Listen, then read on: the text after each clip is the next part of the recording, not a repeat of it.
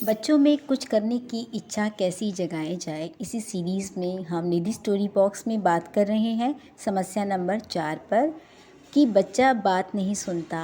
ऐसा ही हुआ मिसेस कविता की बेटी निक्की।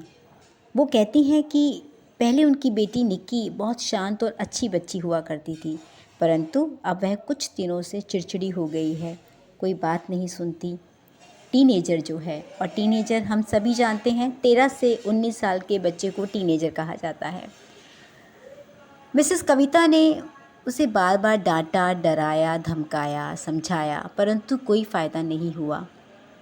एक बार मिसेस कविता ने बताया कि वो हार मान चुकी थी अपनी बेटी के इस व्यवहार से। एक दिन उन्होंने अपनी बेटी निक्की को बाहर जाने के लिए मना किया, परंतु उसने उनका कहना नहीं माना और वह अपनी सहेली के घर का कोई काम किए बिना चली गई।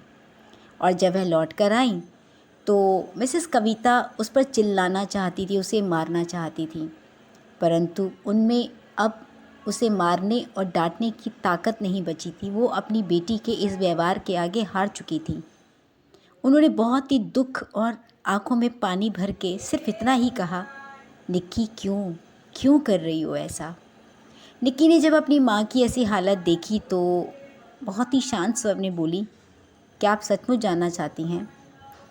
मिसेस कविता ने हाँ में सिर हिलाया। बाहर से आते हुए शोर को नज़रअंदाज करते हुए वो बहुत धीरे धीरे बोली और झिझकते हुए बोली, लेकिन थोड़ी ही देर बाद उसने अपना मन का सारा गुबार बाहर निकाल दिया। मिसेस कविता कहती हैं कि मैं उसकी कभी कोई बात सुनती नहीं थी। जब कभी वह मुझे अपने मन की बात बताती, अपनी भावनाएं, अपने विचार बताने की कोशिश करती तो मैं उसको आदेश देकर चुप करा देती थी।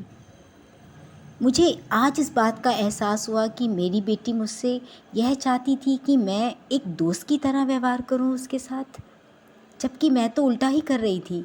मैं एक डांटने वाली माँ बन गई थी, जैसे मुझे सब कुछ आता है। वह मेरे साथ अपनी किशोरावस्था के तनावों को बांटना चाहती थी।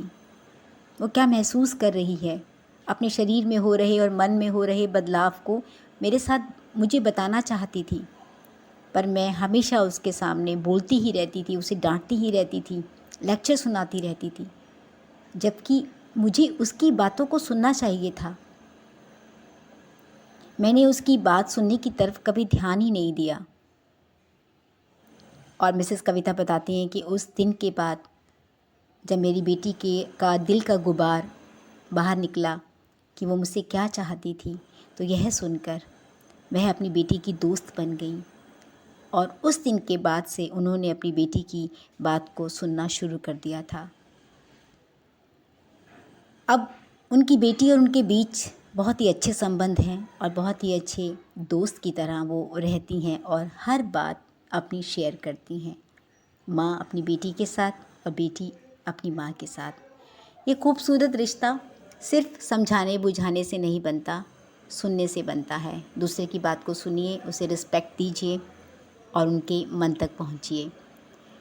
तो आपको कहानी के माध्यम से अगर मैं कुछ जो बात कहना चाहती थी वो अगर आप समझ पाए हो तो कमेंट बॉक्स में लिख के दिखाइएगा। क्या आपके घर में भी ऐसा कोई बच्चा है जिसे सुनने की ज़रूरत हो? ज़रूर गौर कीजिएगा और सब्सक्राइब कीजिए, कमेंट्स लिखिए, लाइक कीजिए और इससे भी ज़रूरी है कि आप अपना ध्यान रखना ना भूलें।